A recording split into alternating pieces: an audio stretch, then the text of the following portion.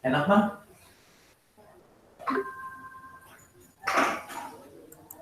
Bang, kios berapa? Udah.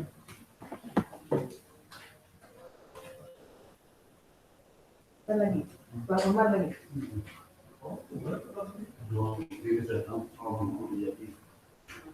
Berapa lagi?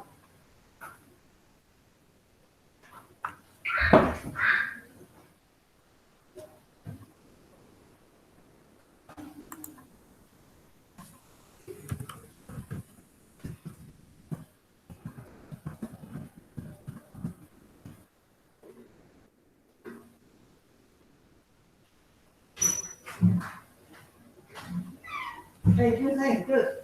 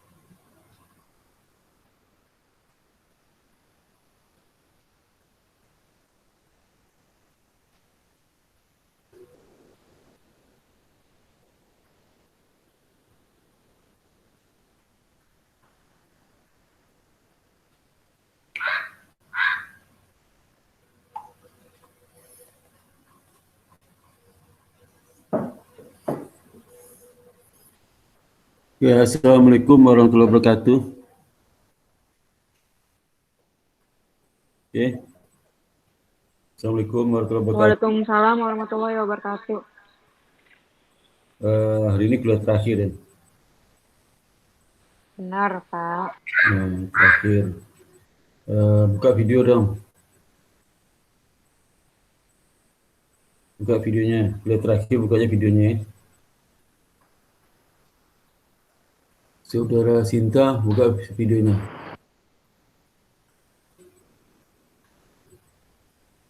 Saudara Ani, buka videonya.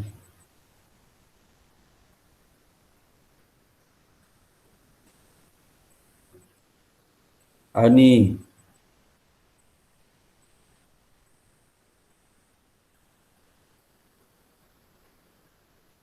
Mana si Ani nih? Pak SBY manggil tuh Ani. Kok ditutup lagi videonya? Buka tutup lagi. Buka aja lah videonya ya. Buka aja video kuliah terakhir. Tutup lagi videonya. Nah, buka aja videonya. Si Ani mana? Ani mana? Ani. Nah, kemarin kuliah 13 minggu lalu saya kan sudah menjelaskan mengenai perisi laporan keuangan dan bagaimana menilai intrinsik, nilai fundamental perusahaan ya. Nanti kita bandingkan dengan harga saham di pasar. Nanti bisa juga kalau perusahaan itu mau diberi oleh investor ya, investor itu kan hitung fundamentalnya.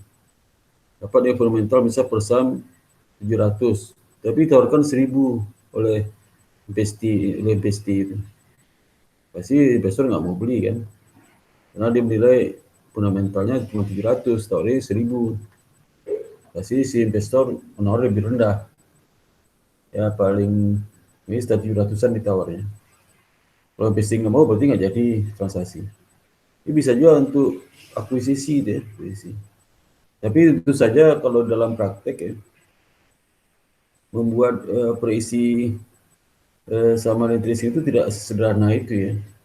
Konsepnya sama, cara perhitungnya ya sama lah ya, cuman yang paling penting itu kelengkapan asumsi ya. Asumsi dasar lebih detail, ada penjelasan sangat detail asumsi dasar itu.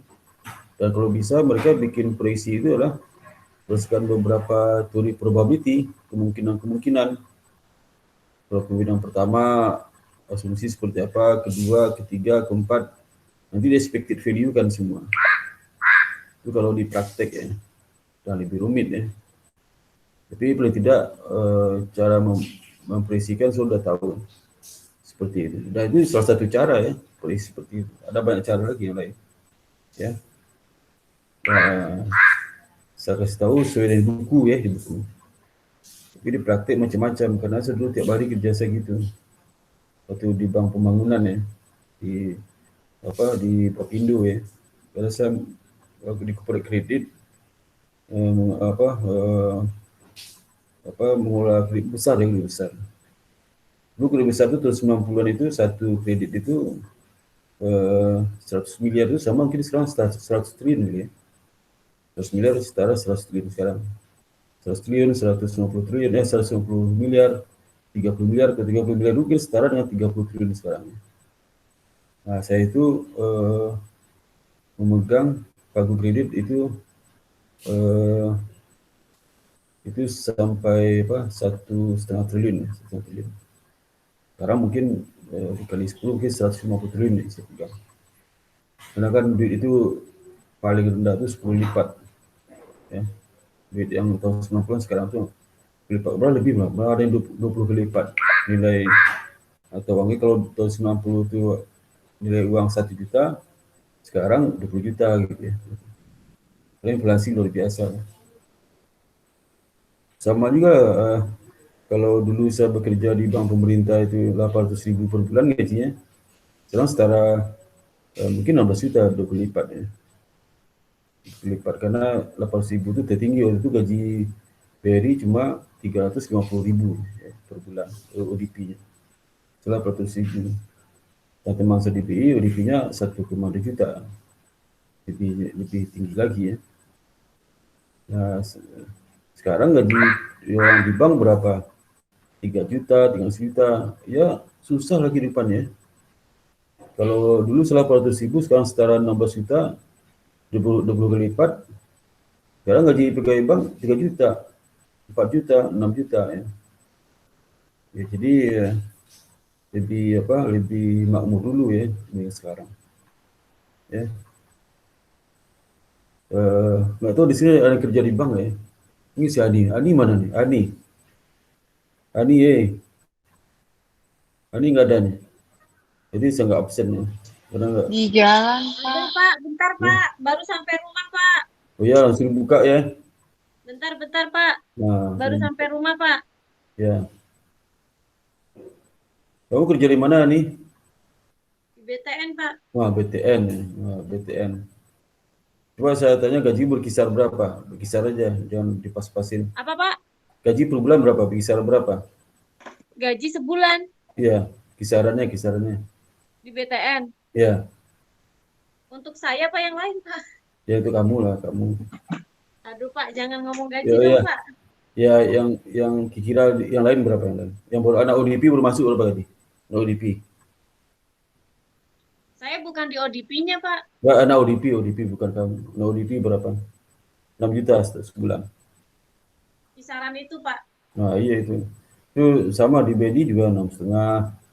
ODP ya, Pak. Iya. Tapi rata-rata kalau ODP-nya udah selesai, beda, Pak, harganya. Beda berapa? 8 juta. 7 Kalau 7 kayak itu. Kalau dia ODP-nya udah selesai, bisa di atas itu sih, Pak. Karena kan nanti tergantung dari ininya juga, Pak. Oh iya. Sama kalau di banknya juga segitu, 8 sampai 10 ya. Iya. ODP ya, Pak. Iya, oh iya ODP. Kalau dulu kan namanya MDP. Iya. Sekarang namanya ODP. Ya 7 sampai 10 lah. Kecuali BI kan di atas 10. BI itu di atas 10 ODP. Kalau di bank lain 7 sampai 10. Tapi 10 nggak ada kayak. Mandiri nggak sampai 10. Tapi kalau Yang sudah kayaknya kalau BUMN yang ngasih gede itu masih BTN sih, Pak. BUMN ya, Pak. BTN ya? Oh, bagus BTN ya. Mandiri pun kayaknya masih kalah sih, Pak. Iya. Kayaknya bagus. ya. Kalau BI kan lain, bisa dibandingin kan. Iya, kalau ini ya, kalau BUMN ya, Pak. Iya. Bagus lah Kalau BTN. ODP-nya swasta kecil sih, Pak. Iya. Oh iya, lebih kecil lagi itu. Saya udah tahu anak-anak IB sudah yang di pemerintah. Jadi artinya gini, waktu saya gaji 800.000 itu kalau di sekarang terus 10 lipat ya. Saya 91 800.000. Terus 10 lipat Oh, dulu Bapak ODP ya? ODP saya. Oh, Iya, dulu 800.000. namanya MDP ya, Pak? Macam-macam namanya, tapi kan setara ODP semua. Jadi Karena rata-rata, Pak, terus terang di BTN tuh titipan, Pak, banyak. oh ya. Oh. Jadi nggak mau dites ya? Ya, ikutin tes ya, formalitas ya, Pak. Tapi rata-rata titipan. Karena kalau masuk ke dalam BTN itu banyak yang anaknya, misalnya contoh kayak pejabat, wali kota, iya. gitu sih, Pak. Iya. Terus kayak Itu, anaknya. tapi itu di mana-mana lah. Di mana-mana gitu ya. Jadi Iya, dulu, kalau BUMN ya, Pak. Mungkin kalau Iya. swasta masih banyak lah yang normal gitu ya. Iya. Swasta sama aja, sama juga. Cuman porsi lebih kecil kali ya. Iya. Porsi lebih kecil itu aja bedanya. Jadi itu ya kondisi dulu dan sekarang itu.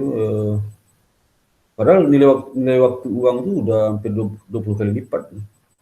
91 sampai Bapak dari sekarang. ODP kenapa nggak lanjut, Pak? Mungkin sekarang kalau lanjut Bapak posisinya udah tinggi banget ya. Udah direktur. Teman-teman ODP Bapak. Teman saya direktur. Iya. Saya pengen gabung lagi kayak saya sebelum itu kan dosen PTN saya. Dosen negeri sebelum masuk ke bank. Iya, nah kalau di bank mungkin setara kayak vice presiden ya, Pak, sekarang ya? Ya, Kalau di direktur BTN. direktur. Ganti saya baju tuh dulu, Pak. Soalnya saya dari luar udah selesai nih, Pak, ganti baju. jadi saya tuh dulu karena dulu dosen negeri begitu 8 tahun di bank saya balik lagi dosen sekolah lagi.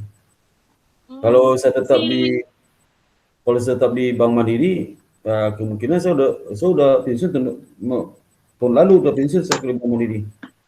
Si Pak Maris, Bapak tahu Pak Maris nggak Pak? Tahu lah. Itu kan sama Pindo itu, sama Nah, adik Pak Maris itu adik kayaknya kelas. dulu ODP-nya bukan Bank Iya, Mandiri. adik kelas saya Apa ya tuh. Pak? Sebelum Bank Mandiri dulu apa ya Pak namanya Pak? Bapindo sama kayak saya tuh, Bapindo. Oh iya, Pak Maris itu cuman dia bagian analis kredit ya Pak? Dia di kelas saya tuh, di angkatan saya. Oh, Di angkatan saya tuh. gitu. Jauh di bawah saya, mungkin 5 tahun di bawah saya umur itu. 5 tahun, 6 tahun. Oh, oh Ya, gitu. apa, Kita berseberangan divisi Pak. sama kayak saya Bapak di tuh. lending, saya di funding. Oh, saya di corporate kredit selalu, kredit besar. 8 tahun. Ya, sama Oh, sempat di ekspor impor juga saya setahun. itu 8 tahun di Bapindo itu Pak? Ya, pas di Mandiri saya minta resign. Pas Mandiri Oh, awal-awal berarti dari Bapindo Bapak sempat ngerasain di Mandiri ya Pak? sebentar, cuma sebulan. Oh, Itu minta saya ya. bekas anak Mandiri Pak. Oh ya, Mandiri. Mandiri Pusat buat employee benefit Pak. Oh, pindah ke BT udah tetap sekarang? Saya baru join sih Pak. Jadi dulu sebenarnya saya kan di Mandiri dulu kan grade-nya kalau pertama kali masuk itu 1 sampai 4. Iya. 1 yang terendah, 4 yang tertinggi. Saya begitu masuk ke Mandiri itu dapat langsung grade 4. Ya. Tetap nggak? Saya Tetap tuh bukan kontrak, titipan ya Pak, bukan titipan waktu itu. Jalur kontrak, murni. kontrak atau tetap Yang mana? Yang di mana? di Mandiri. Kita ini dulu kan Pak, kontrak setahun kan. Habis itu kan Oh, nanti iya. pas begitu selesai baru peralihan untuk jadi employee. Tapi saya begitu masuk langsung dapat grade 4. Grade Oh, paling gitu. tinggi. Kenapa Dikiranya saya pindah? anak titipan dulu. Kenapa pindah ke BTN? Nah, karena di Mandiri itu kan saya bilang tadi gajinya tuh lebih kecil Pak, gedean di Oh, BTN. iya. Tetap ya Pak, matre juga kan. Ya, di Begitu BTN ditawar jadi sama nggak dia. gabung itu? Jadi gabung BTN, di merger nggak jadi BTN. BTN Pak, saya BTN, saya dari CMB Niaga, ANZ, BTN, Mandiri ke BTN lagi, itu rata-rata saya di prioritinya sih Pak. Oh iya. Iyalah, Tuh. kamu penampilannya kan oke itu. Kita priority. Tapi zaman di Mandiri saya employee benefit Pak. Oh, iya, Saya iya. baru masuk dapat grade 4 tuh banyak yang iri tuh, dikiranya saya titipan Pak. Oh ya. Oh. Iya. Kalau ODP grade berapa tuh? ODP grade berapa? Kalau ODP grade berapa ya Pak? 8. Iya, kayaknya kalau di BTN itu grade paling tinggi, grade banyak itu tinggi gitu levelnya Pak. Ya, kalau habis ODP 8 ya? grade habis ODP berapa? Habis ODP grade-nya berapa? Kayaknya 8 deh Pak, langsung 8 deh. Karena kalau untuk yang 6, 4 itu kan rata-rata yang grade biasa Pak, yang kayak frontliner biasa. Oh, itu iya. Ya. Jadi itu kembali lagi ke materi kita.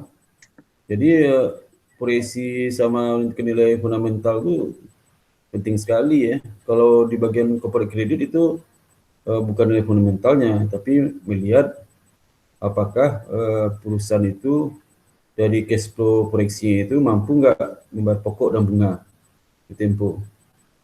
Jadi biasanya untuk kredit jangka panjang. Kalau kredit modal kerja misalkan setahun, itu dilihat proyeksinya per bulan biasanya. Kalau untuk kredit modal kerja, tapi kalau kreditnya investasi jangka panjang bisa 5 tahun, 6 tahun ya. Nah itu berapa umurnya tergantung ke kesanggupan hasil operasi membayar pokok dan bunga. Jadi ada maksimalnya, mungkin maksimal 5 tahun misalnya di investasi.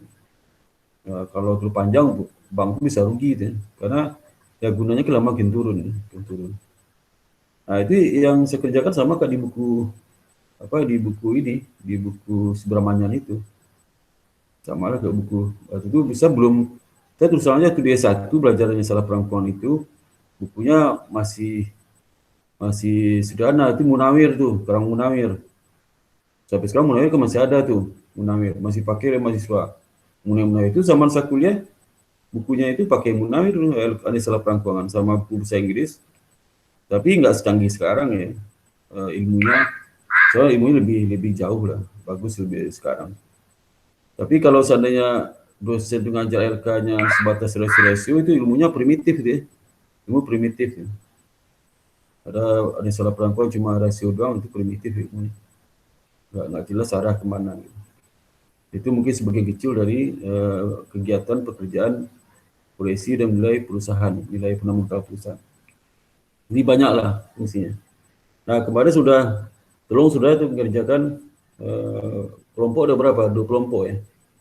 Kelompok 1 gimana? Udah bikin belum proyeksinya? Tulisannya apa? Kelompok 1 siapa? Kelompok 1 siapa? Ah itu. Udah bikin belum proyeksinya? Pak, Ya. ini kan tugas kelompok, Pak. Iya. Kita belum selesai, Pak. Tapi kalau untuk bab 1, 2 itu udah, cuman kayak untuk hitungannya sama overview-nya yang si laporan keuangan itu kita masih cari, Pak. Karena dari kemarin itu deadline semua bareng-bareng, Pak. Oh gitu. Boleh nggak, Pak, minta tambahan waktu nanti kita selesaiin, Pak? Sudah saya upload di Google Classroom kan seminggu lagi dikumpulin. Iya, karena gini, Pak. Dari kemarin kan kita kelas nggak berhenti. Setiap hari kita kelas Senin sampai Sabtu karena KP juga dikumpulinnya di ujung-ujung UAS ini kan, Pak. Tuh. Ya pokoknya seminggu lagi dikumpulin tuh ya, seminggu lagi dikumpulin. Ya. Iya, Pak. Nanti seminggu lagi kita kumpulin, tapi itu jadinya sesuai dengan yang di Google Classroom itu kan, Pak? Iya, Upload-nya kan? Iya. Bapak, aku mau nanya. Iya. Untuk teori di bab 2, itu yang dimasukin chapter 9, Pak. 9 ya. Itu kalau di dalam buku Subramanian itu, bab 9 itu tentang Subramanian. Nah, itulah pokoknya namanya. Itu bukan tentang proyeksi keuangan dan nilai fundamental, Pak. Apa tuh? Kalau di chapter 9 yang buku itu judulnya ini, Pak, analisis prospektif atau prospektif analysis. Kamu tuh nggak ngerti. Yang judul prospektif itu analisis, Mbak. Analisis proyeksi. Aduh, gimana sih? Itu materi kan di chapter 9 saya ambil itu, Excel-nya itu. Chapter 9 saya ambil. Kamu nggak ngerti yang judul prospektif itu bagaimana menilai perspektif perusahaan? Ya di proyeksi keuangan bikin proyeksinya dulu. Nilai saham fundamental dulu. Ya. Itu materi yang saya ambil kan dari situ, di chapter 9. Aduh gimana sih? Ya. Ngerti nggak? Halo? Gimana Pak maksudnya? Loh kamu tuh, aduh. Kamu ngerti nggak sih? Proyeksi yang saya ambil saja di Excel itu dari chapter 9, ngerti nggak sih? Atau bahasa Inggris nggak bisa kamu baca bukunya kali? Bisa baca. Jadi nanti yang dimasukin yang chapter 9 itu Pak di bab 2-nya. Iya kan materi itu kan chapter 9 saya ambil tuh. Judul perspektif analisis itu kan dalam nilai perspektif keuangan perusahaan itu harus dinilai proyeksi keuangannya, gimana kita melihat perspektif kalau proyeksi keuangan ada, gimana caranya? Nggak bisa tebak-tebak aja, harus ada faktanya. Bagaimana perspektif likuiditas, gimana solvabilitas, itu dari proyeksi keuangan. Kalau kita dari fundamental, dari proyeksi keuangan. Iya Pak. Itu gimana sih kamu sama kayak orang sudah tempat tidur nanya, Pak, itu kita bukan tempat tidur, kita di hotel Pak, bukan tempat tidur. Ya kamu tempatnya tempat tidur rumahnya, tapi emang di hotel. Aduh gimana sih, ya? Kamu nggak sadar berada di mana aja nggak tahu kamu tuh ya. Itu di situ artinya. Makanya mahasiswa kalau nggak praktek tuh nggak ngerti si buku itu. Dosen pun juga kalau dosen nggak praktek tuh nggak ngerti si buku itu. Ya hafalnya aja tuh. Itu makna chapter 9 itu artinya maknanya itu. Ya. Nah, kadang dipakai juga nilai fundamental dibandingkan menggunakan pakai per fundamental. Dibanding per yang itu yang fakta seperti apa. Dan perceived value yang fundamental sama yang perceived value yang realnya seperti apa. Seperti itu. Nah, saya kan nilai saham fundamental berapa dibanding harga saham. Nah, di buku itu nggak ada tuh, tapi maksudnya bisa seperti itu. Ngerti nggak? Ngerti nggak? Coba kamu lihat deh, itu aduh gimana sih? Coba dicek nggak di bab 9 tuh proyeksi 1 ke Itu kan saya ambil di buku chapter 9 coba. Aduh, gimana sih? Lihat deh, neraca yang saya bikin itu kan formatnya format di chapter 9. Gimana sih? Aduh, mumet saya nih, ya. Nggak nyangka kamu nanya itu ke saya itu. Ya. Coba perhatikan, coba si Ani, coba perhatikan yang polisi saya itu sama nggak di buku nggak chapter 9? Coba lihat deh. Sama nggak? Yang chapter 9, yang polisi neraca laba rugi, coba deh. Sama nggak? Coba cari di buku chapter 9. Ini bisa bahasa Inggris ini. Ragu juga sini. Coba dari chapter 9. 9 itu kan dijelaskan itu di mana angka, ada dijelaskan angka di mana kan ada tuh. Maka saya perlu implementasi. Aduh. Kalau implementasi, kamu kira chapter 9 itu apa isinya nggak jelas juga tuh. Ya. Coba ini isinya apa tuh? Coba buka Excel-nya. Yang saya buat kemarin tuh. Sama nggak di bab 9 isinya? Polisi ala barugi, coba deh. Coba nih. Buka Iya chapter nih 9, Pak, dia polisi ala cari barugi. Pak, bentar Pak. Hah? Coba lihat Lagi deh. cari babnya Pak. Di babnya. Coba deh. Maka belajar itu baca buku, jangan di PowerPoint-nya dilihat, bukunya dibaca, dipahami.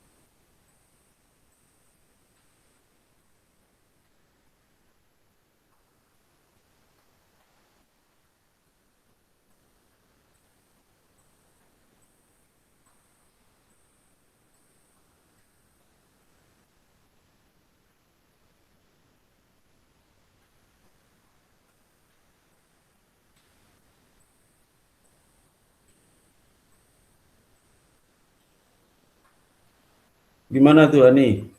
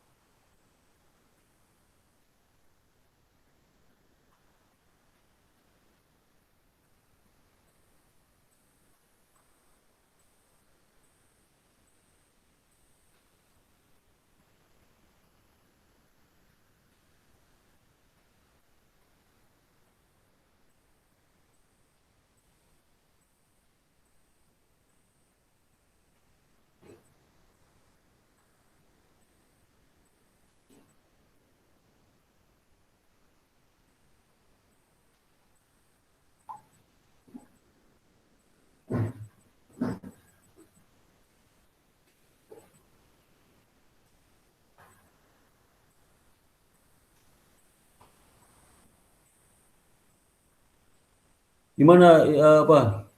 Ani, gimana? Suara kedengaran tuh.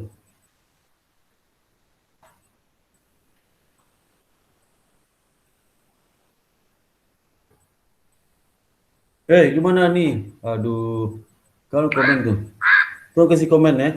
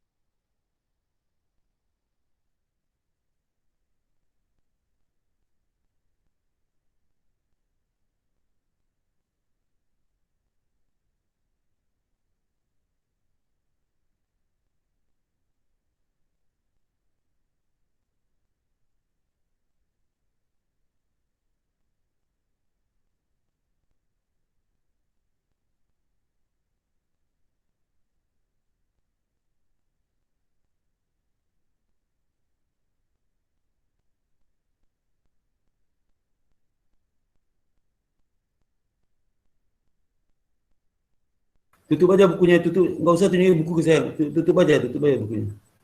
Itu bukunya itu. Tutup lagi. Nah, itu juga boleh di HP-mu aja gitu. Gimana?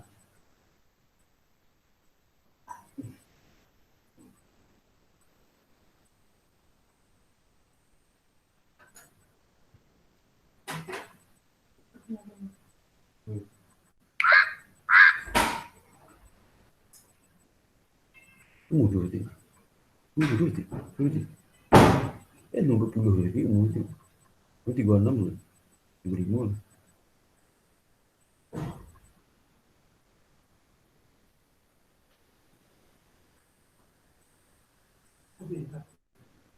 Dokter nih. Dokter nih.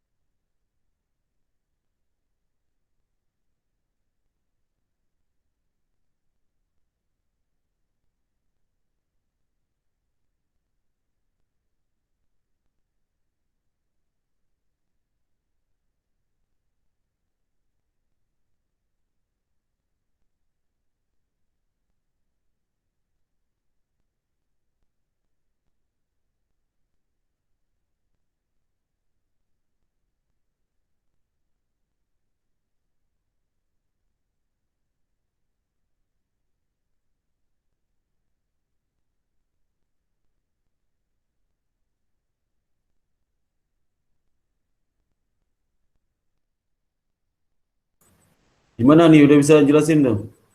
Kok diam aja? Gak kedengaran suaranya itu.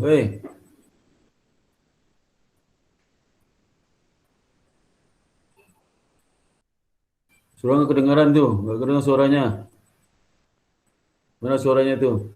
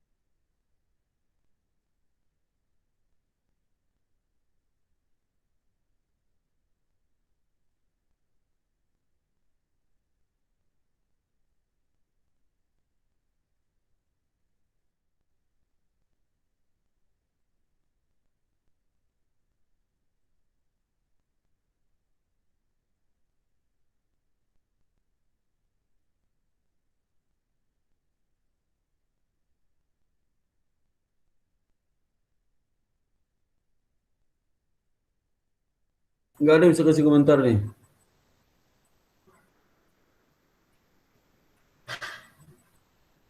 Saya badan saya kurang enak juga nih.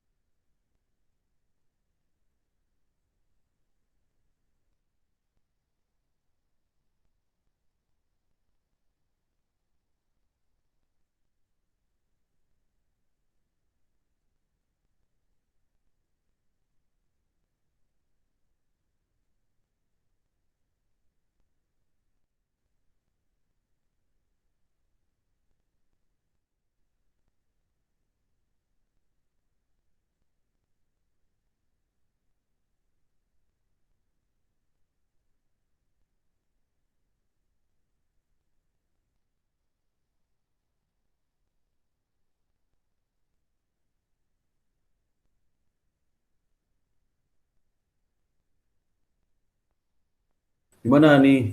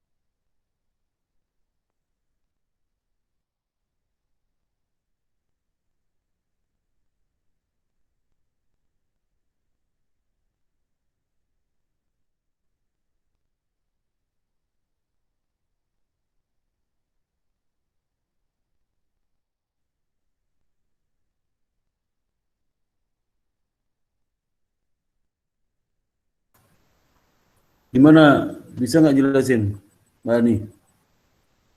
Tadi saya panggil nggak ada suara sedikit pun. Ya Pak, lupa Pak ternyata diambil. Puriamun Ini gimana? Pak, aku kan lihat nih di buku yang di halaman 509, target corporation income statement.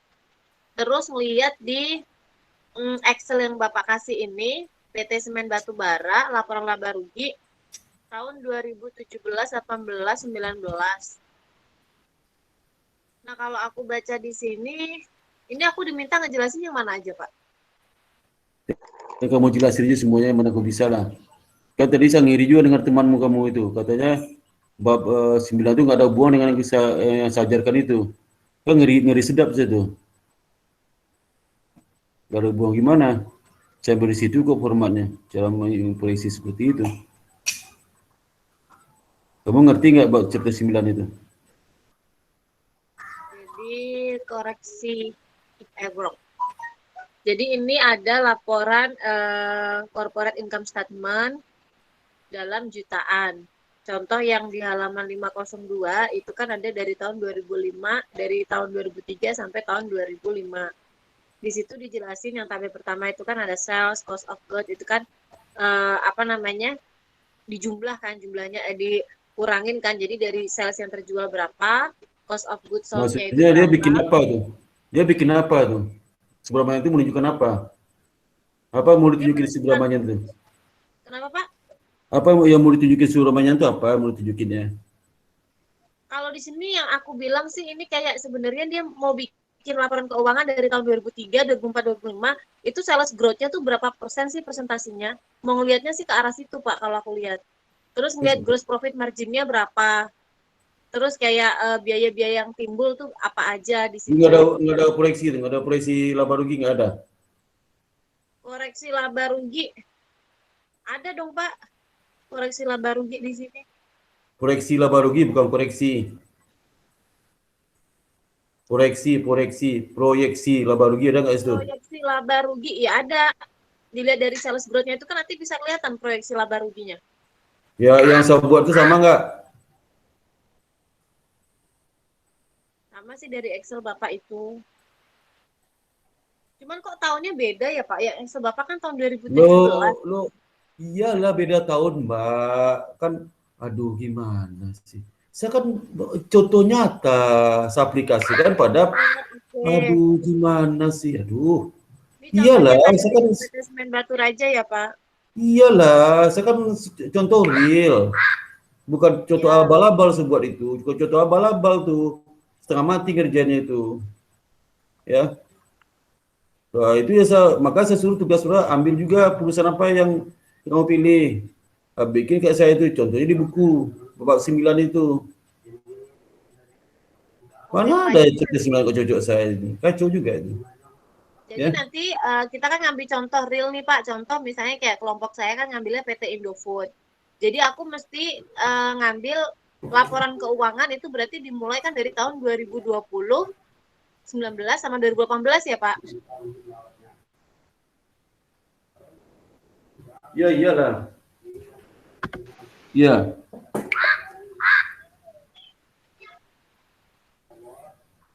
Enggak, kamu ngerti nggak yang presi-presi kan udah saya jelasin waktu kuliah kapan saya jelaskan presi itu. Ada satu saya jelaskan. Jadi mungkin kamu dengarnya masuk kiri keluar kanan aja kali itu. Masuk kanan keluar kiri. Nggak pernah baca buku, dengar saya kuliah, melayang aja kan. Itu risiko kalau bekerja kuliah memang gitu. Konsentrasi. Beda sama pagi itu saja ngerti deh tuh.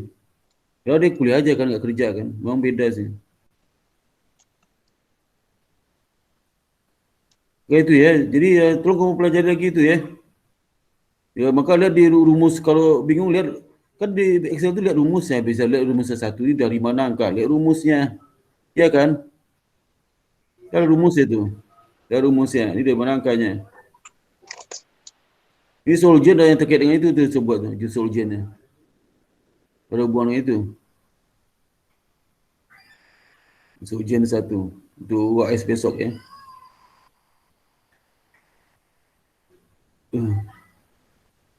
Apalagi mau ditanyakan? Neraca coba lihat neraca. Neraca ada nggak? Neraca maksudnya apa sih di buku itu? Ini bukan dia nyusun laporan keuangan buku itu. Nyusun laporan keuangan gimana? Laporan sudah ada kok yang realisasi. Laporan sudah ada. Dia bikin proyeksi. Dia bikin proyeksi bukan nyusun laporan keuangan, bikin proyeksi laporan keuangan. Subramanian itu ada berapa tahun dibikin proyeksi itu. Nah, cara memproyeksikan itu sama yang dilakukan di Excel saya itu. Nah, itu kamu contek, ambil perusahaan-perusahaan lain. Ya. Nah, itu bikin papermu di situ. Tinggal kamu masukin angka aja. Cuma hati-hati menjumlah itu harus format sudah di buku. Misalnya formatnya beda di laporan keuangan. Saya nggak kebayang nih, ngerti nggak kamu maksudnya? Kalau laporan keuangan mungkin beda, tapi samakan format dengan di buku. Nah, gimana caranya? Saya ngerti nggak kamu itu ya? Kebayang juga saya itu, kamu ngerti apa enggak ya? Ya. Nah, lihatlah kamu lihat laporan keuangan apartemen Batu Raja saya buat itu gimana saya mereklasifikasi kembali laporan keuangan itu dari format yang di Batu Raja sesuaikan yang di buku itu gimana cara coba lihat di kan di SDS itu ada angka-angka masih ada tuh bisa lihat track recordnya tuh gimana angkanya seperti itu ya. Pertanyaannya kenapa dibikin format di buku agar bisa sudah mengerti. Nanti di praktek macam-macam itu, macam-macam. Kalau saya bilang macam-macam di praktek. Macam-macam modelnya. Ini dosennya nggak ngajarkan nih ya, implementasi ngajarkan itu. Nggak ngerti juga mereka. Nah, beruntung sebenarnya ikut saya itu. Jadi nggak ngajarin tuh. Nggak ngerti juga. Nggak chapter 9 nggak tahu dia maksudnya apa. Padahal presi itu sama tracing saham. Ya. Kan seperti itu kita bisa lihat prospeknya gimana, prospek likuiditas sanggup nggak dia itu prospek, sanggup dia memenuhi kewajiban jangka pendeknya nggak, sanggup dia itu melunasi kewajiban jangka panjangnya nggak, profitabilitas gimana, itu prospek namanya, prospektif analisis dari hasil proyeksi. Kalau nggak ada proyeksi gimana memperspektif analisisnya, ya? Memang prospektif calon suami prospektifnya nggak usah laporan keuangan tuh, nggak usah proyeksi laporan keuangan calon suami. Nggak usah lah ya. Kalau memperspektif calon nasabah, nggak usah bikin proyeksi keuangan tuh, isi form aja. Tapi perspektifkan perusahaan korporat harus bikin itu. Kalau saya disuruh korporat 8 tahun. Kalau soal dikiri konsumsi nggak ada perspektif proyeksi mana ada. Nggak ada seperti itu. BTN juga nggak ada kayak gitu tuh. Perusahaan besar baru corporate kredit di Bapindo kan ahlinya corporate kredit tuh, Bapindo itu. Nah itu sebagian yang saya kerjakan itu, baru sebagian tuh. Modelnya macam-macam, saya membuat desain model sendiri seperti itu. Masing perusahaan itu beda modelnya, nggak sama depresinya. Karena unik, masing perusahaan itu unik ya. Misal saya mau proyeksikan perusahaan semen, besok saya ketemu lagi perusahaan kimia, itu beda. Nah, kalau logika kamu itu nggak bisa kamu kerjakan. Beda dikit aja udah nggak mengerti kamu, ya. Harus kreatif, harus punya inovasi. Itu nggak bisa, ya nggak bisa gitu. Itu aja saya bersama kan udah bingung sudah ya, nggak kebayang nanti gimana kalau pekerjaan. Jadi nggak bisa level itu kamu nanti itu. Tapi paling tidak itu minimal tuh, yang sebuah itu paling gampang minimal tuh, ya sama kayak buku, sama kayak buku itu kan minimal tuh. Ya, coba ada nggak punya saya nggak sama di buku itu caranya, sama persis sama, nggak ada bedanya. Kecuali kalau nggak ngerti baca chapter 9, sama persis nggak ada bedanya kayak di buku. Maka saya bilang ambil teorinya chapter 9, teorinya chapter 9 aja ambilnya. Bagaimana di buku itu memproyeksikan, nah catatlah situ ya. Caranya gimana? Implementasikan di BAM4 implementasi, kamu ceritakan tas kerjanya saya bikin Excel itu. Ngerti nggak? Ngerti nggak semuanya? Halo? Ngerti nggak? Sinta, ngerti nggak kamu Sinta? Ya Pak, baik Pak. Gita ngerti nggak? Insya Allah Pak. Si Dian gimana? Ngerti nggak? Dian? Iya Pak. Udah ngerti kamu chapter 9 isinya apa?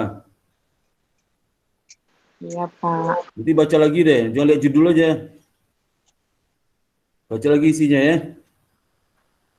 Kalau nggak bisa bahasa Inggris, kamu pakai Google Translate aja. Kalau nggak bisa kamu di copy aja isi buku itu, masuk Google Scholar, bisa kamu baca aja kalau nggak susah baca bahasa Inggris.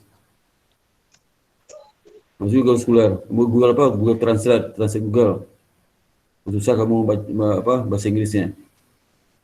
Ya. Sekarang gampang kok.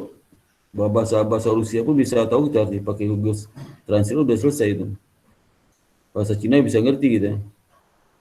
Kamu copy paste masuk ke Google Translate udah ada artinya. Gampang sekali sekarang. Beda sama sekolah dulu. Kalau bahasa Inggris mati saya tuh.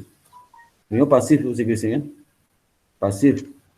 Kalau bisa pasif bahasa Inggris aduh, nggak bisa lulus itu. Sekarang soalnya bahasa Inggris kasih dosen. Soal kasus bahasa Inggris ya, kasih soal dosen 30 halaman, 40 halaman dalam bahasa Inggris. Dulu saya kuliah 1 dulu seperti itu. Bahkan kalau nggak bisa bahasa Inggris, pasif, aduh, pasti nggak lulus deh. Ya, pasti nggak lulus. Teman saya lulus gara itu, nggak bisa pasif bahasa Inggris, nggak bisa. Bayang tuh sulitnya kuliah saya dulu. Sekarang misalnya bisa lulus saja, bisa dapat 3,6 IPK-nya, 3,8 ya. Itu setengah mati dapat IPK 3 itu setengah mati loh. 3,2, 3,3 setengah mati dapat. Sekatan satu IPK atas 3 paling 5 orang cuman. Lebih di bawah 3 semua IPK-nya. Sekarang kebalik ya. Yang bukan di bawah 3 paling 5 orang, sisanya di atas 3 semua. Kebalik sekarang. Ditanya nggak ngerti sama sekali. Tanya IPK 3,5 itu tanya nggak ngerti. Ujian kompre kelihatan, tanya diam aja, nggak tahu deh. Tapi lulus juga kan, lulus juga. Terus ada kompre. Karena kan swasta itu target juga sih. Kadang racun juga sih, racun bagi sudah. Maka kualitas SDM kita itu rendah sekali gara itu. Mau belajar. Orang asing masuk sini kegilaan tuh. Orang Cina itu ntar lagi masuk melibas sudah semua tuh. Masuk ke sini dengan semangat baja, belajar baja. Habis kita semua itu kalau kita kayak gini ya. Belajarlah, jangan suka instan ya. Nilai sih gampang, kalau semua nilai gampang ya. Dapat B, dapat A itu gampang. Tapi ilmu dapat nggak? Ya, ada mahasiswa saya itu di masuk kerja nggak terima satupun. Itu wawancara nggak ngerti akuntansi gimana terima. IPK atas 3,3 IPK banget tuh. Ditanya wawancara akuntansi nggak bisa jawab. Tapi kalau belum bisa jawab apa itu tipe etapnya nggak bisa jawab tuh. Ngiri banget tuh. Apa itu tipe etap? Bisa jawab. Ya. Coba si Zefrin kamu akuntansi bukan? Zefrin. Halo? Manajemen keuangan, Pak. Ya akuntansi siapa sini? Siapa akuntansi sini? Enggak ada? Nggak ada, Pak. Oh, pantasan itu. Maka susah kamu nerima anak perempuan. Bukan akuntansi sih. Kalau akuntansi itu cepat itu. Jadi kamu sukanya apa? SDM, marketing sama itu. Sukanya apa? SDM marketing. Keuangan, Pak, semuanya. Nah, kalau keuangan juga logiknya harus kuat itu. Tahu nggak kamu di S1 itu paling susah apa? Pertama itu ilmu ekonomi. Susah. Yang kedua ilmu keuangan. Yang ketiga akuntansi. 3 kesulitannya itu. Tapi masa terbalik. Ya akuntansi susah katanya. Nggak belajar, lebih kreditnya nggak belajar, susah. Ilmu keuangan itu susah tuh. Ilmu keuangan susahnya sebenarnya kalau S1 masih levelnya masih gampang lah kan. Ilmu keuangan cuma 3 buku udah selesai kan, cuma 3 buku yang kamu pelajari. Akuntansi banyak buku itu. Berapa banyak buku dipelajari akuntansi itu? Puluhan buku dipelajari. Kalau keuangan 3 bukunya selesai itu. Kamu baca aja manajemen keuangan, baca investasi, udah hebat kamu itu. Akuntansi banyak buku harus dibaca. Pengantar akuntansi 2. Kemudian intermediate 2 semester. Advanced accounting 2 semester, sistem informasi akuntansi, audit banyak sekali itu. Tapi keuangan baca 2 buku selesai itu. Kamu manajemen keuangan baca buku si Internal Lilin itu. Di keuangan baca juga buku investasi Internal Lilin. Sudah selesai itu. Ya. Cuma level atas lebih susah keuangan. Kalau level S3 keuangan susah itu. P1 sih enggak. Itu. Jadi harus kuasai lah ya. Keuangan kalau nggak ngerti menilai nilai fundamental nggak tahu, waduh. Nilai keuangan, nilai fundamental nggak tahu. Bagaimana cara ngitungnya? Nah, satu-satunya mata kuliah yang bisa ngitung nilai fundamental mata kuliah LK aja. Mana ada mata kuliah yang bisa ngitung nilai fundamental? Yang dikasih tahu ini nilai fundamental loh, mana ada? Ini proyeksi loh, mana ada? Ada nggak? Yang keuangan bikin proyeksi ke LK nggak ada. Ada nggak di keuangan itu yang menyambungkan proyeksi ke nilai fundamental? Ada nggak? Nggak ada. Investasi apalagi? Investasinya menilai saham, obligasi, menilai itu juga derivatif ya. Saya kan ngajar keuangan juga dulu. Saya 1 akuntansi, S2 ilmu keuangan, S3 ilmu ekonomi saya. Jadi semua ilmu di ekonomi itu saya belajar semua itu. Ya. Jadi tolonglah belajar keras lah ya. Kalau menci nilai, aduh, menci nilai itu kamu percuma aja nilai. Nanti di pekerjaan rapat-rapat nggak ngerti, logika nggak nyambung, diciuman sama orang lain. Saya ngerasain itu. Itu saya kuasai. Itu staff yang nggak beres tuh menjelasin, dalam hati saya ini anak dari mana nih? Ini aja nggak ngerti. Itu komentar saya. Itu saya di BUMN. Ini gimana sih? Akuntansi nggak ngerti. Ilmu gua nggak ngerti. Di rapat kelihatan dia itu kelihatan di rapat itu nggak ngerti nih. Saya kira dari lulusan, lulusannya pantasan, pantasan lah sih. Lulusannya di sisi yang entah berantah. Itu waktu saya di BUMN gitu. Anak buah saya itu kalau nggak ngerti, saya telusuri di mana sih asalnya kok parah banget nih. Ya. Gitu. Sampai sekarang juga gitu saya. Gitu kalau di EBS itu kalau susah logikanya saya lihat, aduh lulusannya pantasan lah semua. Padahal nggak dengan lulusan, individunya nggak belajar itu. Ya. Terus belajar lah ya. Saya udah rugi 1 semester, ilmu saya itu sangat bagus sekali sebenarnya. Ilmu ini bagus sekali. Kalau keuangan ini bagus banget masuk ilmu ini. Jadi keuangan justru ilmu ini paling penting nih. Ya. Kalau nggak bisa ya itu abal-abal tuh ilmu keuangannya. Ya. Lagi nggak tahu nilai fundamental, nggak tahu proyeksi, itu abal-abal ilmunya itu. Ya. Nah, ibu abal-abal. Jadi kalau saudara nggak bisa ke puncak itu susah. Jadi ke puncak pakai titipan kayak si Yani tadi itu. Tapi dibully habis-habisnya di belakang itu. Yang salah, titipan yang nggak mau siapa-apa, jadi direksi, habis di bawah itu. Jadi rusak, bahkan sekarang banyak rusak BUMN. Ya. Kalau nggak punya kompetensi jadi diangkat ke atas. Ya, nggak ngerti apa-apa. Itu sudah kasihan juga negara ini ya. Kita belajar lah baik ya. Belajar. Sudah ada bukunya. Berusaha baca bahasa Inggris, cari buku Indonesia. Di Indonesia nggak ada, kayak Surabaya ini nggak ada buku Indonesia itu. Nggak ada. Buku Indonesia laporan keuangan bahasa Indonesia menjelaskan rasio-rasio aja, rasio keuangan, common sense analysis, horizontal analysis, paling itu aja. Polisi juga dijelaskan. Nggak jelas lah ya. Akuntansi apalagi. Nggak ada Indonesia kayak gini. Ya. Yang ada kini buku bahasa Inggris banyak sekali kayak Surabaya banyak buku bahasa Inggris ya. Seperti buku siapa? Ada lagi satu lagi itu buku lebih ribet lagi belajar. Itu sebagai besar buku Indonesia laporan di bahasa Inggris itu nggak hanya sekedar rasio aja. Ya.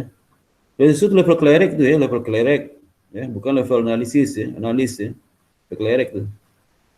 Level klerek itu bisa diselesaikan dengan artificial intelligence. Aplikasi bisa lah. Aplikasi bisa. Yoraskan angkanya. Oh naik, berarti bagus. Bisa aplikasi. Gak usah kamu pelajari itu. Rumus ada di aplikasi artificial intelligence sudah ada. Ya, nggak ada masalah. Justru memaknai angka itu penting. Polisi kan, gimana cara polisinya? Kita ngatur semua. Asumsi kita ngatur semua. Ya.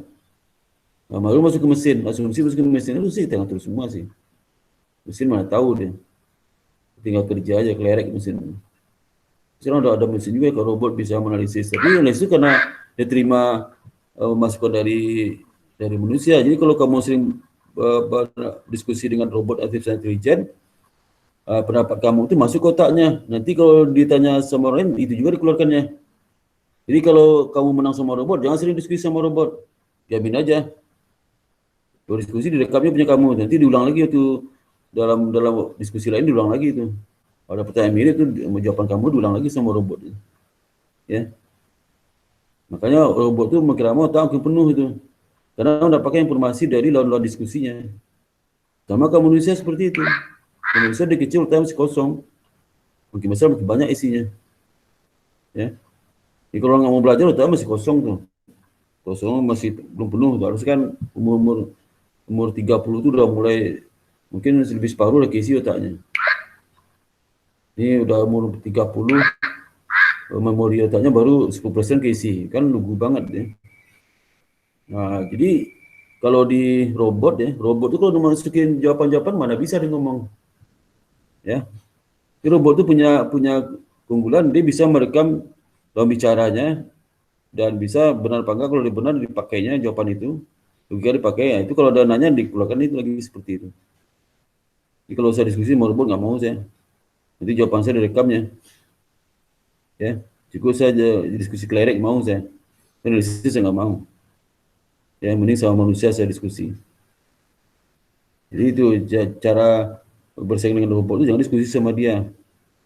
Ya, sama dia lah. Sudah saya bersaing dengan robot. Jadi kalau masalah itu robot menguasai, ya. Analisis dia menguasai, judgment dia menguasai, ya. Itu pertimbang sensitivitas dia menguasai itu. Ya, karena anunya ada beda. Manusia itu kelebihannya waktu berbeda dia berpikir bisa berbeda. Itu robot nggak bisa. Manusia dalam kondisi A jawabannya A, pada kondisi B jawaban B. Itu robot nggak bisa tuh. Bisa. Manusia pada situasi berbeda, jawaban nggak berbeda. Robot nggak bisa. Ya. Kecuali udah diprogramkan. Bisa kalau situasi A jawabannya, situasi B jawabannya, kecuali masukin data-data, baru dia mau bisa ya. Atau kalau enggak dia dapat rekaman dari lawan bicaranya. Lawan bicara bilang, udah ada cara B. Kaget robot, direkam sama robot. Oh, dapat ilmu dari lawan bicara. Itu aja kerja robot, aplikasi intelijen. Ya. Itu. Belajar lah ya, belajar. Jadi nanti ujian itu nanti di chapter C setelah UTS. Chapter berapa tuh? Chapter kita setelah UTS apa baca chapter berapa nih? Setelah UTS. Kita di silabus tuh. Mana silabus ini? Ya. Buka silabus ya. Bentar ya.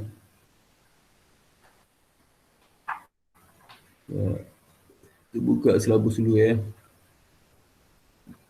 Nah.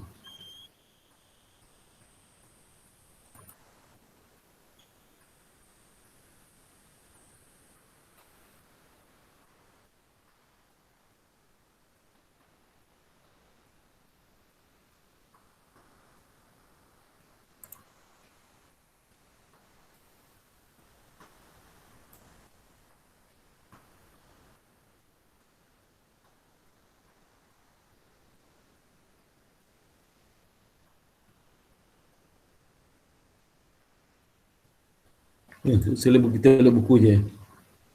Di buku je ada chapter ini. Mana? E-book ya.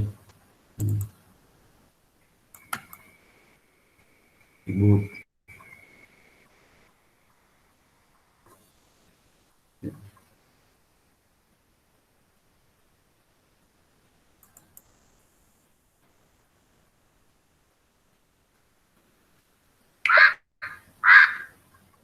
Susah.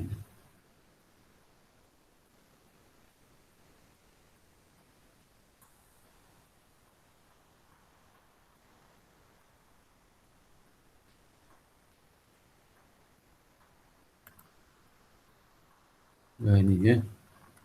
Ini apa lihat dokter di sini. Saya masih ingat dokter di sini. Ya.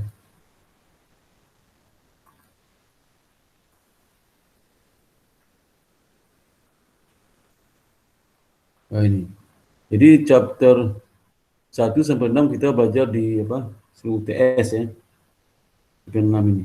Kemudian chapter 7, 8, 9, 10, 11 setelah UTS. Jadi ini materi kita cash flow analysis, return on invested capital, appropriate analysis, kemudian prospective analysis, credit analysis, equity analysis, and equation.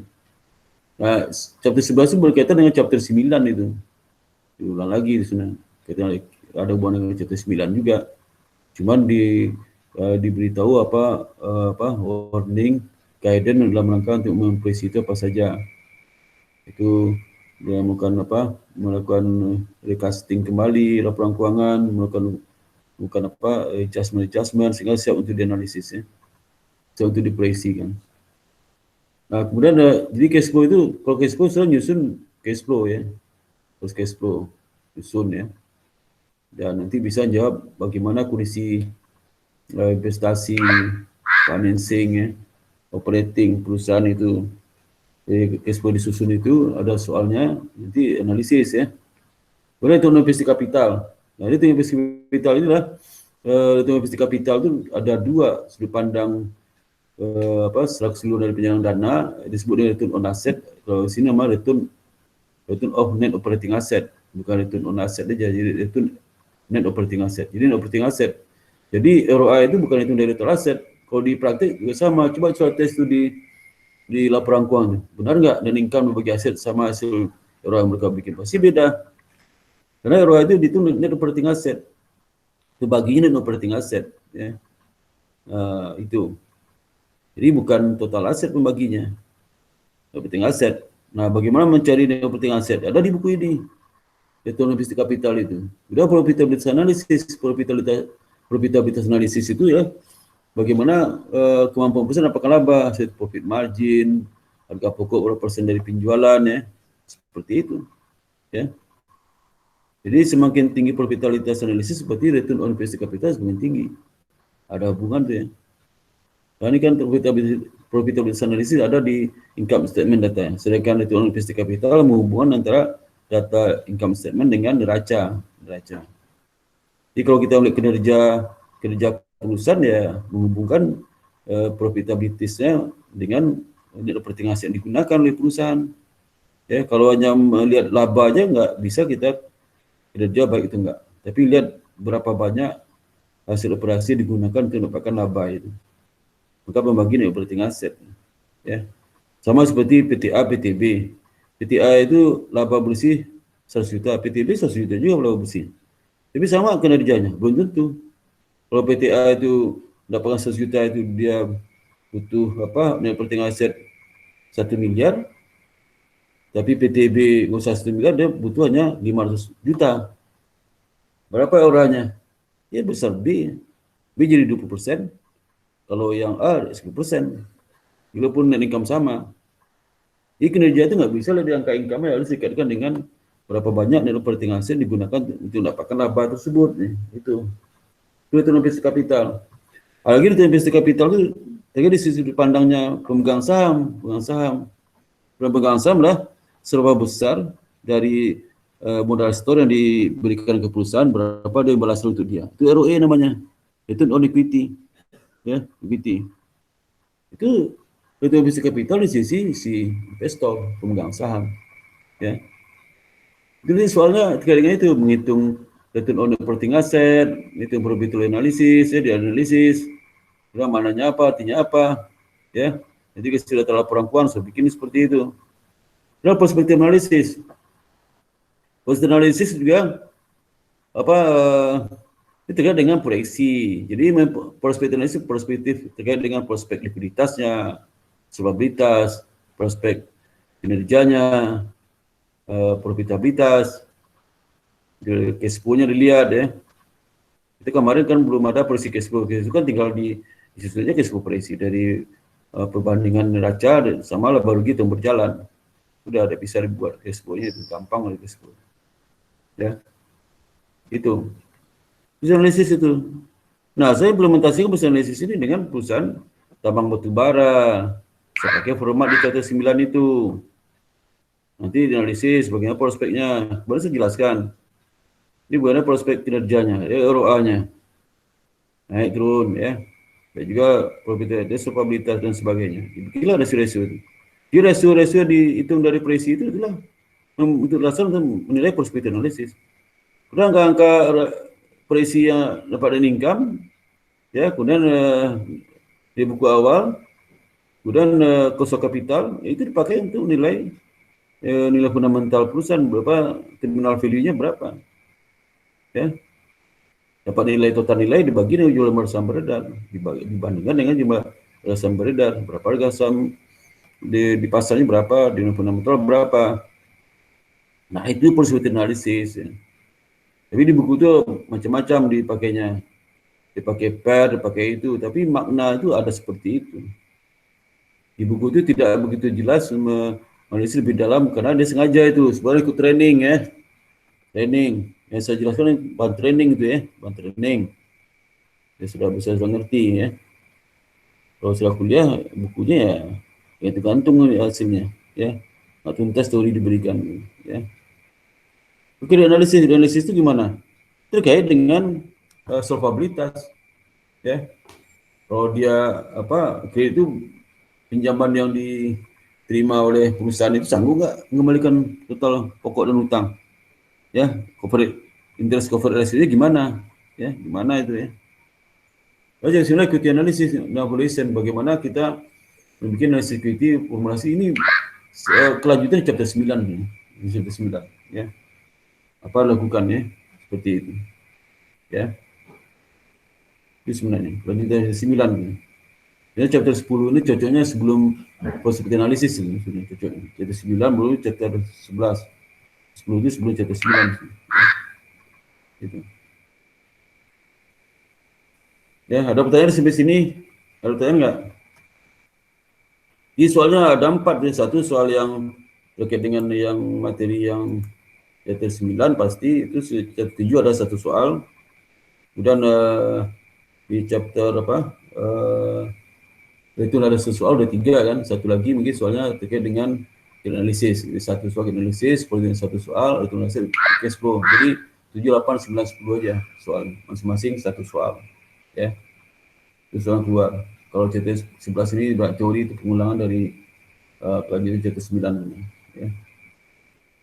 Ya, ada pertanyaan nggak sampai sini? Halo? Halo? Pak. Iya, Pak. Halo, Pak.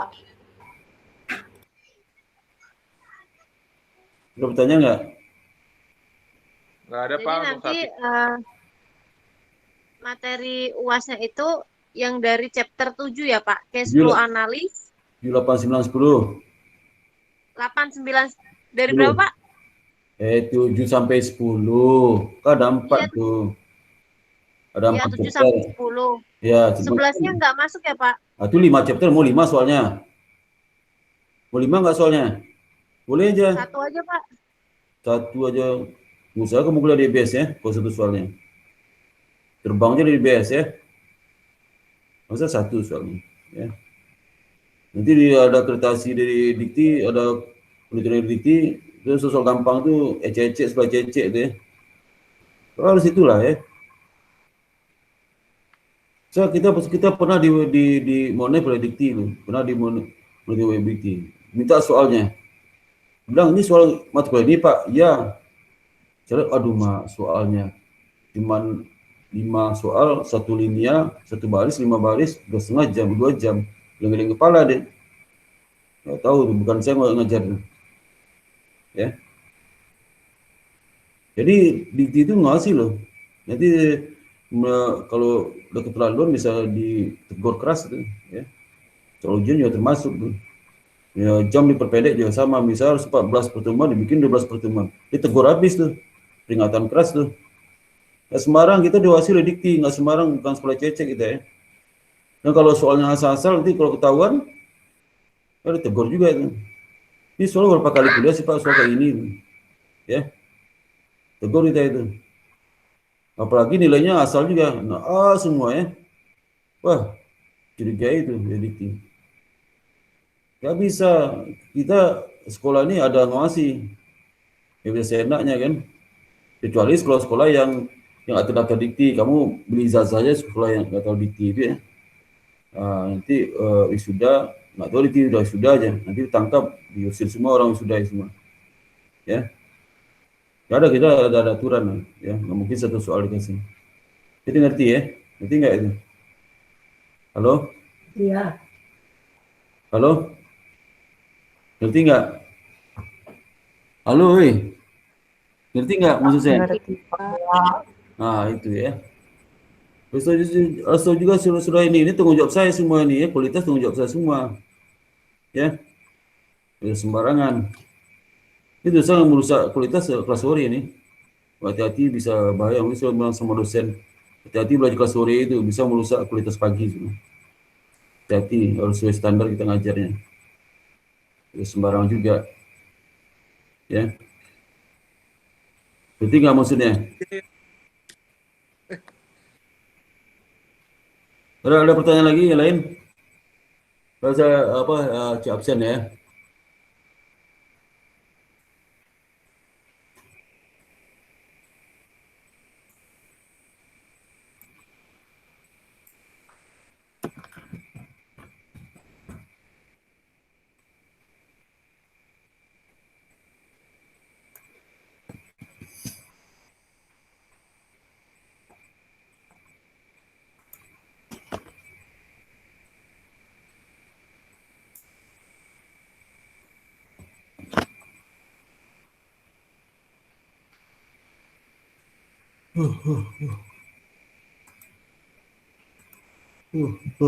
Wah,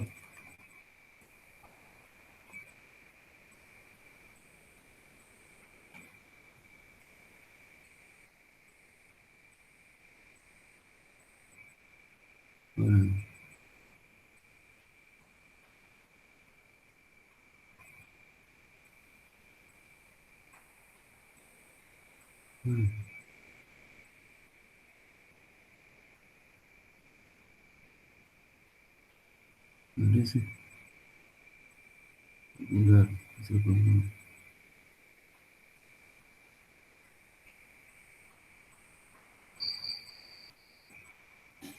mana yang punya kamu nggak ada. Nggak ada nih. Kenapa? Nggak ada sih. Maaf nih, gue nggak ada halaman berikutnya. Reguler. Ini pusing itu. Nggak ada sih.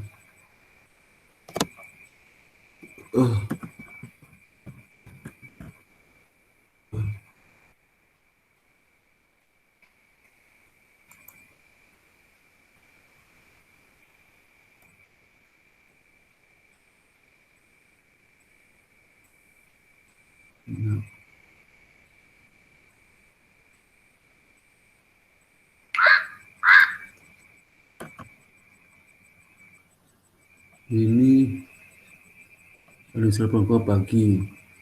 Nasi keuangan, nasi keuangan. Nasi keuangan gua nggak ada sih. Hah? Gua nggak ada nih. Kelas ini gua nggak ada, hilang nih. Lo lihat ini. Lihat semuanya.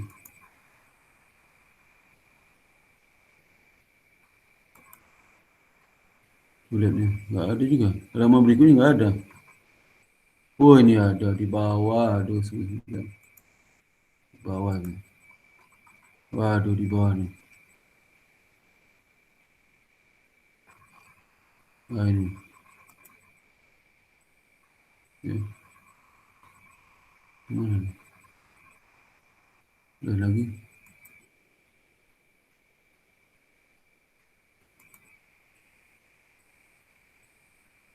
Sebentar. Waduh. Bentar ya.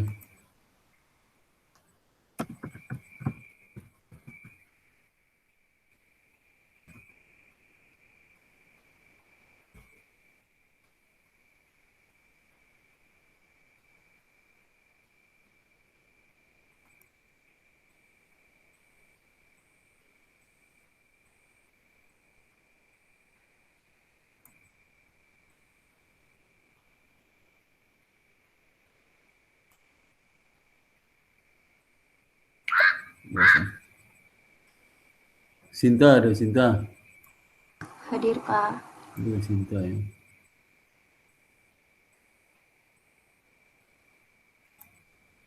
Kemudian Gita Hadir, Pak. hadir. Kemudian Ani Hadir, Pak. ini hadir. Kemudian Zefrin Iya Pak, hadir Pak. hadir ya.